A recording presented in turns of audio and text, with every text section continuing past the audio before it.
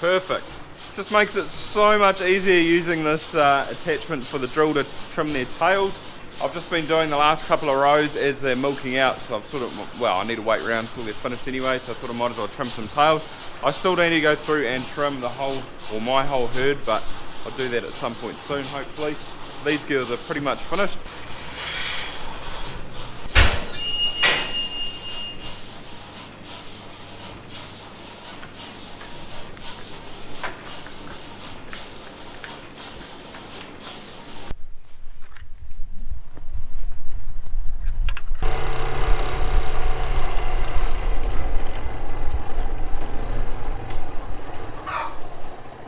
Well, it's just another hot day, but there is a bit of a wind actually, and it is picking up. It's becoming pretty breezy, which is quite nice.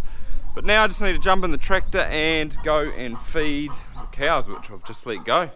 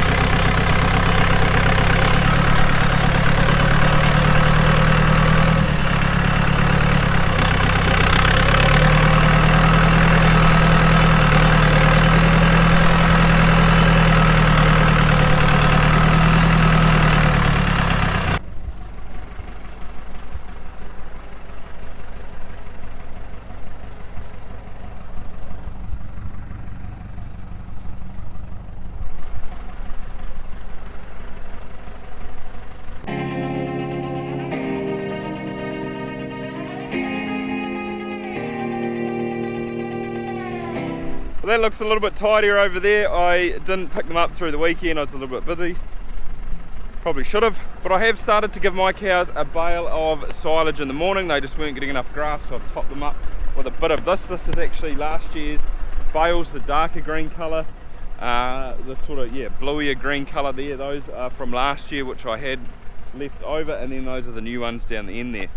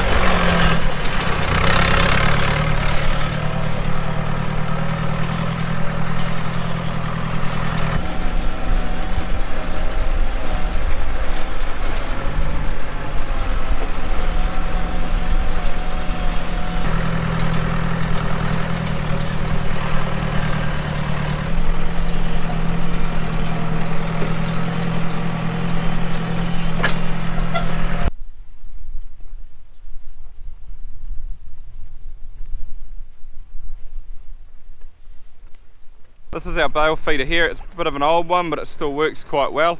So Adrian on iFarm We Farm, he had a Hustler, same model as, or same company as this one, sorry, made here in New Zealand down Palmerston way, I think, possibly, or Palmerston North, and he had the chain models, whereas this is a chainless. It means this ramp here, it just moves up and down and pushes the bale onto these feed out rollers here. Haven't actually tried the chain model, but they work pretty well. The only thing that they put now on them, I think, is like a bar over the top here, which sort of stops the bale, or a whole bale coming off the edge, I think. I'm not quite sure. We've never had much problem with it, although we don't feed out that many bales, but there's not that many moving parts on it either, so you sort of, you don't seem to run into too many problems. It's just turned a little bit overcast, which is quite nice because it's a bit cooler, but looks like someone's getting a bit of rain, maybe over towards those hills over there. Nice for them. Just had a quick coffee for breakfast and I've come up to get that is what I need, a bottle jack, and I think that goes with it, and that, because I've got a flat tyre on the calf feeder. Dad's going to town soon, so he can drop that off at the tyre shop to get fixed.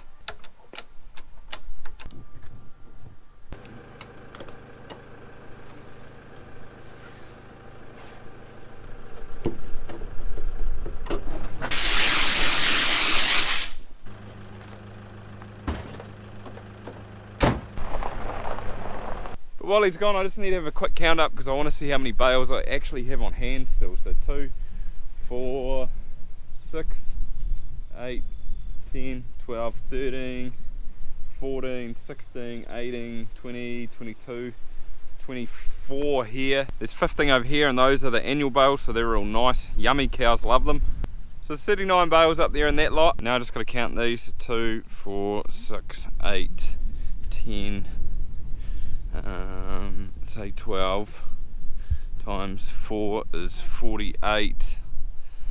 And then 2, 4, 6, 8, 10 times 3 is 30. And take 2 off, so 46 and 30 would be 76, plus another, say 40, would be 116. So there's more than I was thinking. Which is good because I'm thinking about feeding another bale out as well, so that would mean the lows are getting 2, and then my cows get 1 like they did this morning, which means I would blow through 80 bales in a month. So it's the start of February today. That means I've got 80 plus, say 30 bales. That's 15 days if I went back to 2. So I've got about a month and a half, which would take me through to the middle of March. And March can be quite dry too. So I don't want to I want to try and conserve as much feed as I can until I really need it. So I'll probably look to feed 3 in about another week maybe. But going forward, I thought I'd just let you into what I'm thinking about doing, or over the next sort of month anyway. I know everyone farms just that little bit differently. We all have different systems, goals we want to achieve, so just keep that in mind. But what I want to do is I just want to try and keep as many cows on farm as I can. So condition is probably one of the more important things I'm worrying about at the moment. I'm not too worried about production. And you might think, well, that's crazy, why not? We're getting a record price for our milk. It's looking like we're going to get over $9 a kilo per milk solid this season, which is awesome, definitely helps. But what I want to try and do is just keep cows on farm. We are going to do a little bit of a cull soon. We're pregnancy scanning this weekend, which means we will get options to cull on. But I want to try and keep as many cows on as I can, so that once we do get through this dry period, I can sort of make a little bit of production back later in the season. But if you're thinking, well, if you're getting such a good price for your milk, why don't you just go and buy more feed in? And that is a pretty good valid question. I don't really want to do that because I've sort of budgeted on having enough feed that will get me through a dry period. It's just how long that period's going to last.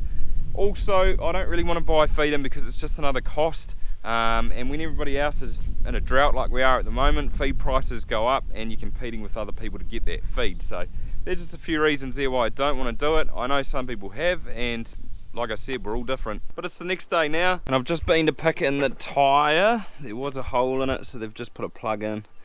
You can see where it was, a bit sticky, but whack that on, and good to go.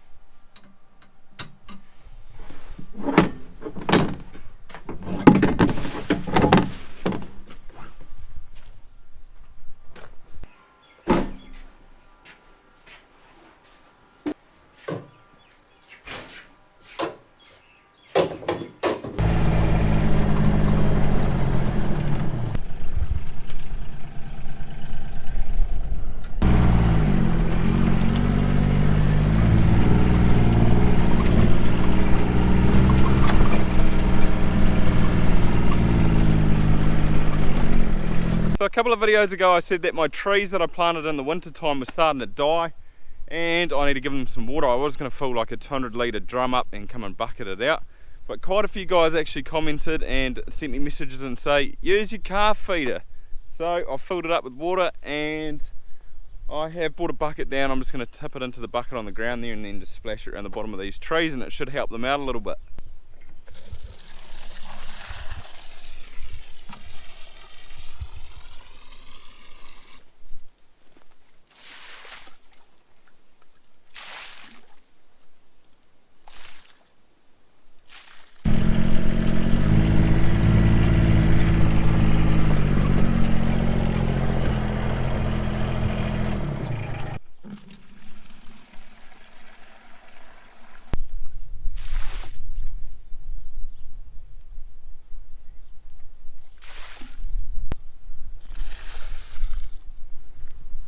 Water's definitely soaking in.